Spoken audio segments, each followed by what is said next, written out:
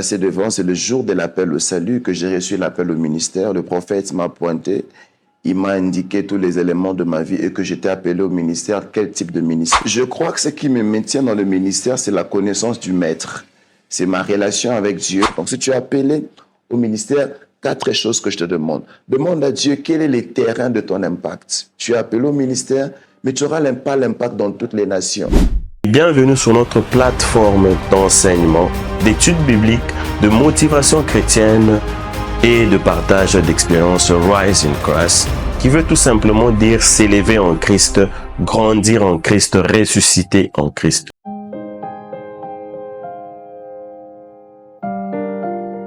Voilà, je m'appelle Hervé Lukembo Kingombe pour le plus proche.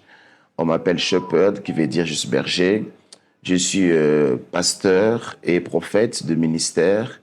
Je suis également homme d'affaires. Je suis marié à une seule femme qui s'appelle Grace, Lukembo Poké. Et je suis passionné d'un message de restauration, d'un message de réveil et également de délivrance par la prière, bien sûr. Alors voilà, c'est ça ma passion. Voilà, mon histoire est un peu complexe parce que c'est parti trop vite. Moi-même, je ne m'attendais pas à ça. Le jour même de ma conversion, c'était dans une réunion, quelqu'un fait un appel, l'appel au salut. Et je suis passé devant, c'est le jour de l'appel au salut que j'ai reçu l'appel au ministère. Le prophète m'a pointé, il m'a indiqué tous les éléments de ma vie et que j'étais appelé au ministère, quel type de ministère.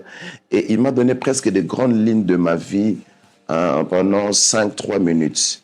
Et c'est ce jour-là que j'ai su que j'étais appelé au ministère. Et dès le lendemain de ma conversion, j'ai commencé à chercher Dieu.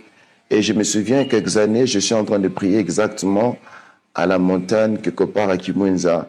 Et je vois une vision où le Seigneur a commencé à me parler de ce qu'il attendait de moi.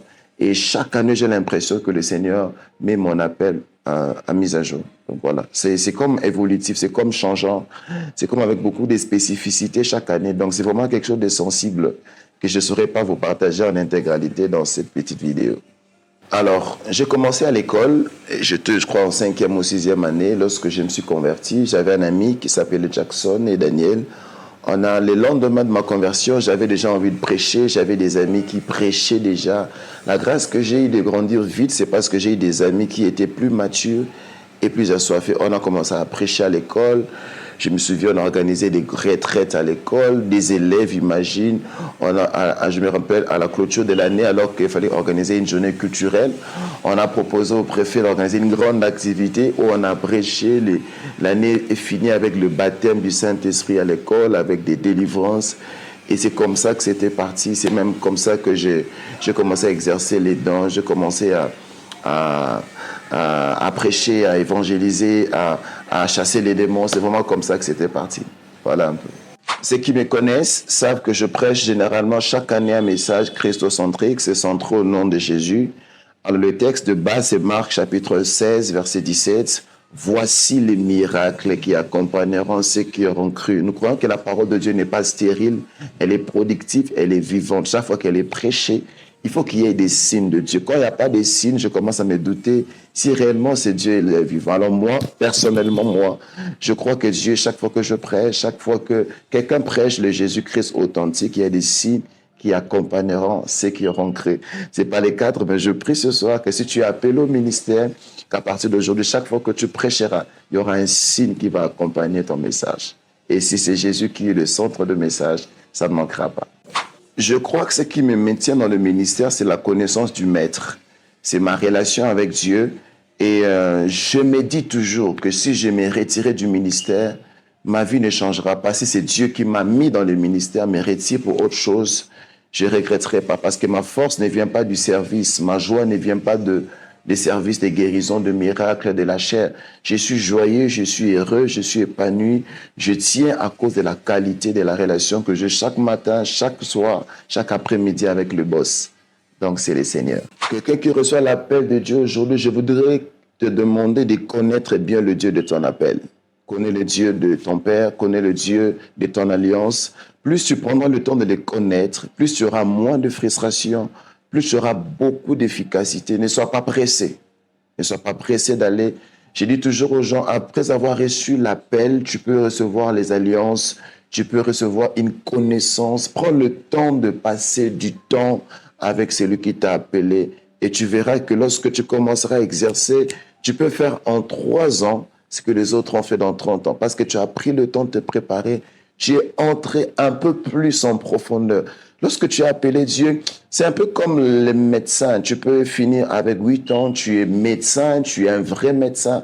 Mais il y a des gens qui font un peu plus loin en faisant la spécialisation et ils sont plus efficaces, ils ont plus des résultats et ils connaissent beaucoup plus leur couloir. Donc, si tu es appelé au ministère, 4 choses que je te demande. Demande à Dieu quel est le terrain de ton impact. Tu es appelé au ministère, mais tu n'auras pas l'impact dans toutes les nations. Voilà, tu peux avoir l'impact en Afrique, en Europe, dans certains pays que Dieu va te donner. Et la deuxième chose que je te demande, creuse encore pour connaître le message que tu dois apporter. Regardez dans tous les prophètes qu'on a dans la Bible, exemple, Ésaïe avait un message messianique. Exemple, Élisée avait un message de restauration.